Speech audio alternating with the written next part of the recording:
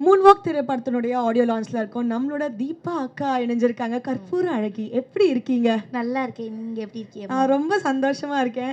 உங்களோட ஒவ்வொரு படத்துலயுமே ஒவ்வொரு விதமா ஏதாச்சும் ஒரு வித்தியாசம் குடுத்துக்கிட்டே இருப்பீங்க. அந்த மாரி இந்த திரைப்படத்துல எந்த மாரி ஒரு கேரக்டர்ல நாங்க உங்கள பார்க்கலாம்? ஆ, டாக் அ முதல்ல வந்து தம்பிமார்கள் எல்லாத்துக்கும் வணக்கம். இந்த படம் வந்து டாக்டர் படம் மாரி எனக்கு ஒரு நகைச்சுவை கதாபாத்திரம் குடுத்துருக்காங்க. ஓகே. கொஞ்ச நேரம் வந்தாலும் என்னுடைய கதாபாத்திரம் அதில வந்து நல்லா பேசப்படும். ஒரு நகைச்சுவை நடிகையான ஒரு அடையாளம் எனக்கு கிடைக்கும்னு நான் நம்புறேன். உங்களுக்கு இந்த செட்ல வந்துட்டு நெறைய விஷயங்கள் நடந்திருக்கும்ல. உங்களுக்கு புடிச்ச ஒரு மெமரி. ஓகே, இந்த செட்ல இந்த நான் மறக்கவே முடியாதுப்பா இந்த ஒரு விஷயத்தனா என்ன விஷயம் சொல்லுவீங்க?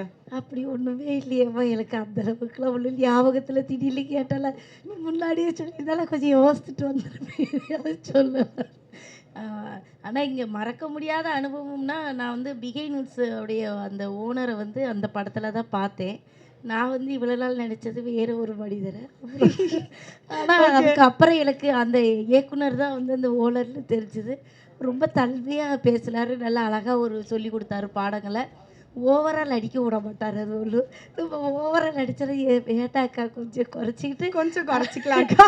அதுக்கப்புறம் நான்லாம் காமெடி கேரக்டர்னோனே சில நேரம் அது எக்ஸ்ட்ரா பண்ணா தான் நல்லாயிருக்கும் நம்ம நினைப்போம். ஆனா இப்போ உள்ளவங்கலாம் கொஞ்சம் கம்மியா போதும் அப்படின்னு சொல்றாங்க. அதனால அப்படி ஆ. இந்த படத்தோட கதைய ஃபர்ஸ்ட் கேட்டிருப்பீங்களா? அப்ப வந்துட்டு உங்களுக்கு தெரிய வந்திருக்கும் பிரபுதேவா சார் இருக்காங்க. ஏம்மா நான் வந்து எந்த ஆ. படத்துலயும் கதையே கேட்க மாட்டேன். உடனே நீங்க தப்பா எழுதிறாதீங்க.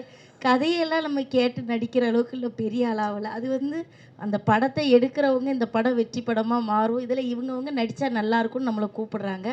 அ எனக்கு என்ன வந்தா அம்மா கேரக்டர் வரும், அக்கா கேரக்டர் வரும். இன்னும் பாட்டி கேரக்டர் கூட வந்துருச்சு.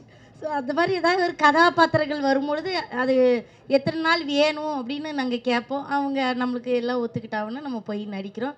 ஆனா இது நடிக்கும்போதே பிரபுதேவா சார் நடிக்கிறாங்க அப்படின்னு சொல்லி தான் என்னைய கூப்பிட்டாங்க. கூப்பிட்டுட்டு இந்த ஒரு இது சில விஷயங்கள் வந்து இப்படி நடிக்கணும் உங்களுக்கு ஓகேவா அப்படின்னாங்க. அதெல்லாம் நான் நடிக்கிறேன் ஒன்றும் பிரச்சனை இல்லை அப்படின்னு சொல்லிட்டு நான் நடித்தேன். மற்றபடி பிகை நூட்ஸில் உங்களுக்கு தெரியும் தொடர்ந்து நிறைய எனக்கு பட்டிமன்றம் கரெக்ட். பேசுறதுக்கு வாய்ப்பு கொடுத்தது அவங்க எங்களோட தான். ஃபேமிலில ஒரு அங்கமா இருக்கீங்க. ஆமா. ஒரு டான்ஸ் வாய்ப்பு குடுத்தாங்க. அப்புறம் இப்போ வந்து இந்த நெறைய பேருக்கு ஹோம் டூர்லாம் அனுப்பி வைக்கிறாங்க.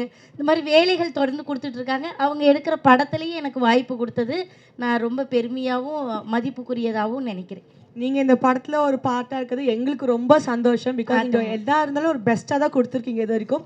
ஸோ இன்னும் அது நீங்க நெறைய என்னன்னாம்மா, இது வந்து இயக்குனர்கள் கையில தான் இருக்கு. நம்ம கையில கிடையாது. சிலர் வந்து இந்த அக்கா வந்து அழுறதுக்கு மட்டும் தான் பயன்படுவாங்க அப்படின்னு யோசிப்பாங்க. சிலர் வந்து இந்த அக்கா நகைச்சுவை பண்றதுக்கும் பயன்படுவாங்க. அ இயக்குனர்கள் என்ன சொல்றாங்களோ, நீங்க கொஞ்சம் கம்மி பண்ணிக்கங்கன்னா, நம்ம கம்மி பண்ணிக்கணும். இல்ல எங்களுக்கு இந்த மாரி ஜாஸ்தியா கிராமத்துல நான் ஒரு அக்காவ பார்த்தேன். இந்த அக்கா இப்படி தான் நடிப்பாவ அப்படின்னா, நம்ம அதுக்கேத்தாப்புல நடிக்க போறோம். அது வந்து வேலை வாங்குறதும், அவங்க எழுதுற அந்த வசனத்திலே தான் நம்ம சொல்றது இருக்கு. அதனால நம்ம கையில ஒண்ணும் கிடையாது. ஒரு கதாபாத்திரம் நிக்குதுன்னா, அது டைரக்டரோட எழுத்து வடிவத்துல தான் இருக்கு. நச்சுன்னு அழகா பதில் சொல்லிட்டீங்க. தேங்க் யூ சோ மச்க்கா. ரொம்ப ஈவென்ட்ட நன்றிம்மா. என்ஜாய் பண்ணீங்க. ரொம்ப நன்றிக்கா. நன்றிங்க. ஐயய்யா! ரொம்ப நன்றியா.